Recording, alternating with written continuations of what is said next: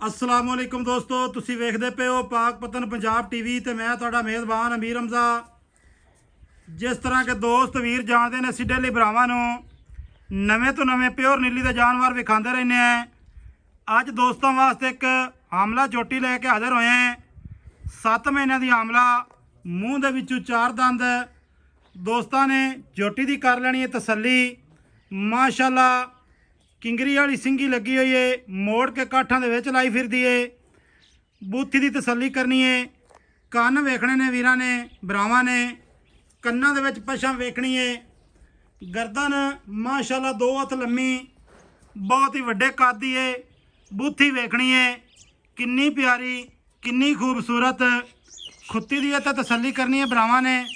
माशाअल्लाह कद वेल दोस्तां ते भरावां ने वेख लैनी है। इत्थे कंड तीर सीधी, खुड्डा पुट्ठा इत्थे वीरां ने तकना है। माशाअल्लाह सोहना रुग रुग दा थण कटदी पई है। इत्थे वधरां दी तसल्ली करनी है वीरां ने।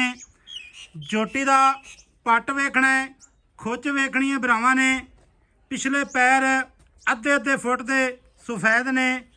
बाकी सजना ते वीरां दी अखां दे सामने है। जोटी दा लूं लूं पूछ वेखनी है। खुड्डे दे विचों निकलदियां सार माशाअल्लाह किन्नी बरीक है। दुन्नी कोड़ी दा नामो निशान नहीं है।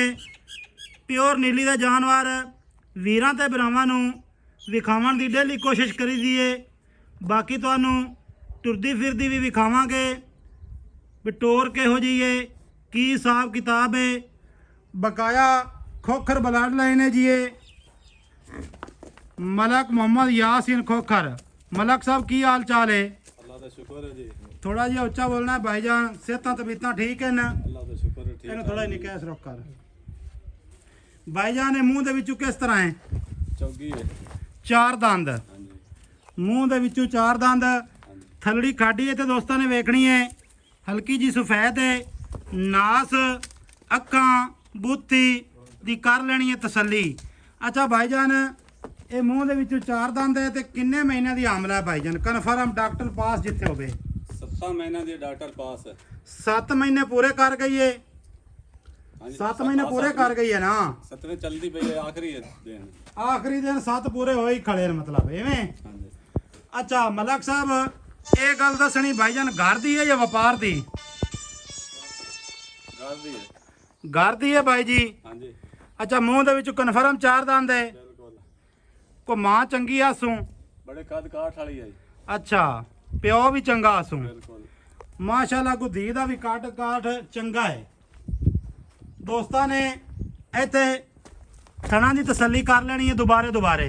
अच्छा मलक साहब गल मुकदी जी करिए, ਇਹਦਾ ਜਿਹੜਾ ਮੁੱਲ ਹੈ ਨਾ, ਹਾਂਜੀ ਜਿਹੜਾ ਆਪਾਂ ਲੈ ਲੈਣਾ ਹੈ ਉਹ ਮੰਗਣਾ ਹੈ। ਵੱਧ ਮੁੱਲ ਕਰਨ ਦਾ ਕੋਈ ਫਾਇਦਾ ਨਹੀਂ ਨਾ, ਆਪਾਂ ਨੂੰ ਕਿਸੇ ਦੇਣਾ ਹੀ। 4,20,000 ਮੁੱਲ ਹੈ। अच्छा 4 लाख है। फाइनल 4 लाख है। देनी है।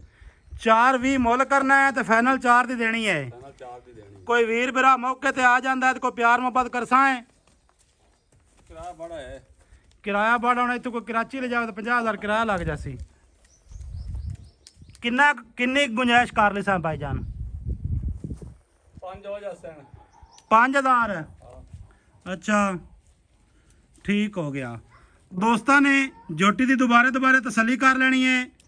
नंबर नोट कर लेना है 0300 पूरा 42 27 547।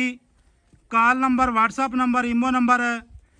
ਜਿਹੜਾ मेरा वीर भरा मौके ते आवे, अपना डॉक्टर नाल लैके आवे, सानू कोई इतराज़ नहीं। ऑनलाइन मंगाओ तां भी कोई इतराज़ नहीं।